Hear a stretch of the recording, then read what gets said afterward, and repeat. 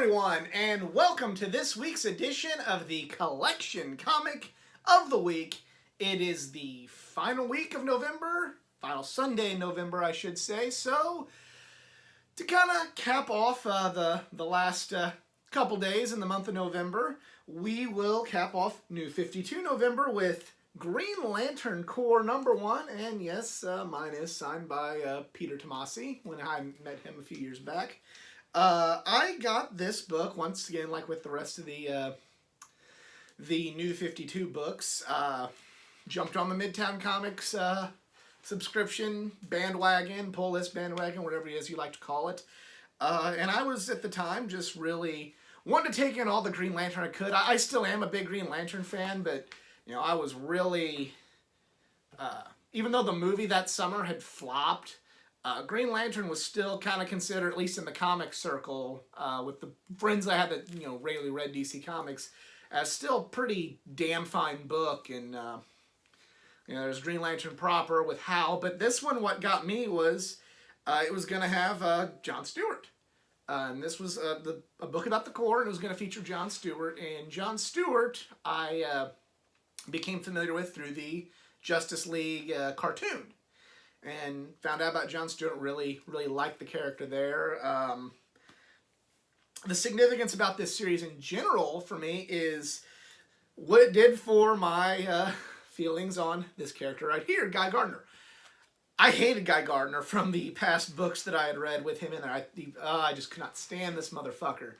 And then I read Green Lantern Corps, and while he was still not my favorite Green Lantern, and still had those Guy Gardner qualities that are unlikable because that's just the character, it did make me appreciate and like Guy Gardner more, which is a credit to Peter Tomasi's writing, to get me to not only enjoy and appreciate a character who I already liked through the cartoon, but to also find a new appreciation and not completely hate a character that I previously already hated.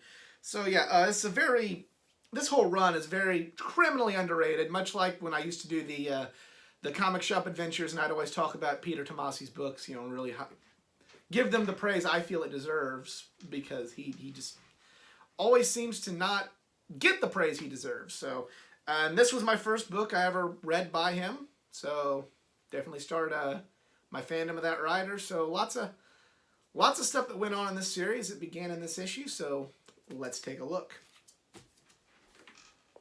There you go. Take a look at the cover. Just really cool cover here. And of course, mine is signed by Peter Tomasi. Keep ring slinging. But yeah, I met Peter Tomasi back at Lexington Toy and Comic Con 2018. Like I said. This was one of the books I had him sign.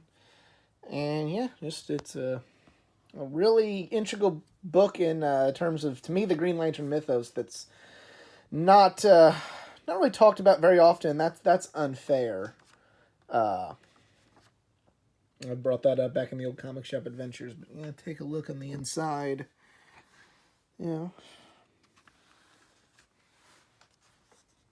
Grasp of what's going on with the Green Lantern Corps, at least a little bit, because this one didn't have Hal very much at all in it.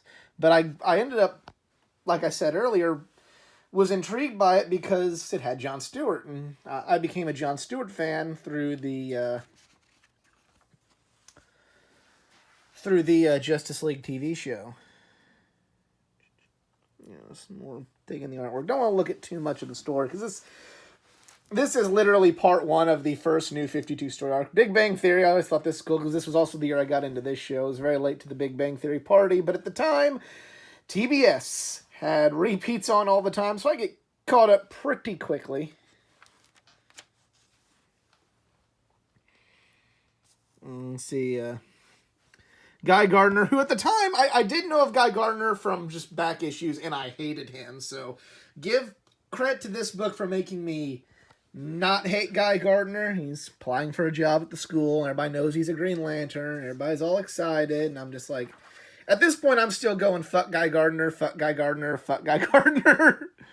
But this helped me warm up to Guy quite a bit through this series. You can see Jon Stewart. Jon Stewart, my guy there. You know, it's really underrated character in my opinion. Jon Stewart, just, you know, the TV show, the cartoon did a fantastic job just really putting over just how cool Jon Stewart can be as a Green Lantern character. Great. Really like this splash page here. Check that out. Aquaman #1. I did not get #1 of Aquaman just there, but I did buy the trade paperbacks, and I encourage anybody to go out back and check these out. This is a fantastic run. And at the time, it did what Geoff Johns wanted to do. It showed the depth of Aquaman that not everybody believed in. Hell, even at that time, I didn't believe that Aquaman was anything other than the guy that talked to fish. And right out the gate in this book, that's all neglected, and it's badass fucking book. I wish I would have got #1, honestly. That's kind of still on my hunt something down. This #1, just because I love the story through the trade so much.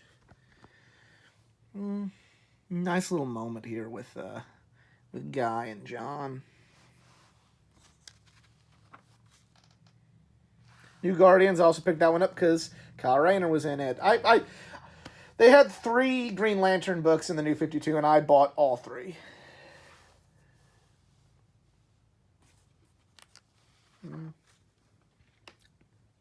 God, look at Oa.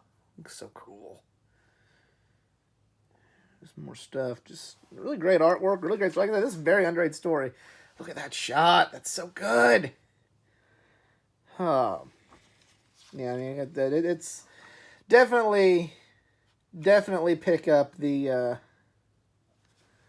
then look what happens to the lanterns, and that's how this one ends. But yeah, definitely you want to pick up the trade paperback if you can, because this was a great run and a very underrated run.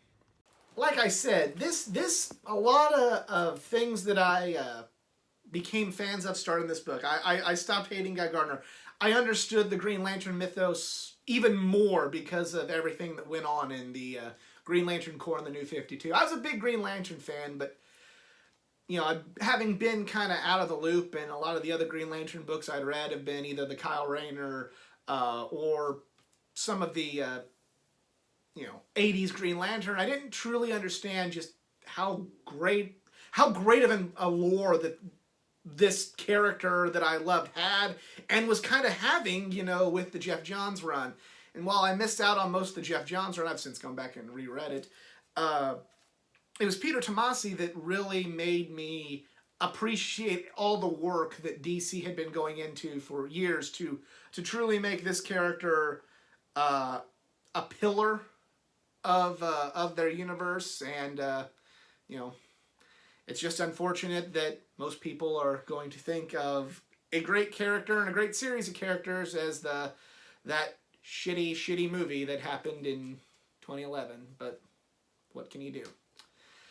But if you also own this comic book, let me know in the comment section below. If you enjoyed this video, please give it a like, share, subscribe for more content, not just from the world of comic books, but from the world of pro wrestling, anime, gaming, and all things geek culture. Follow me on my social media pages, facebook.com/athleticgeek89, Twitter @athletic_geek89, Instagram @athleticgeek89, and if you'd like to help improve this channel and contribute financially, hit me up on Patreon at patreon.com/athleticgeek89. Other than that, I'm out. Y'all be cool.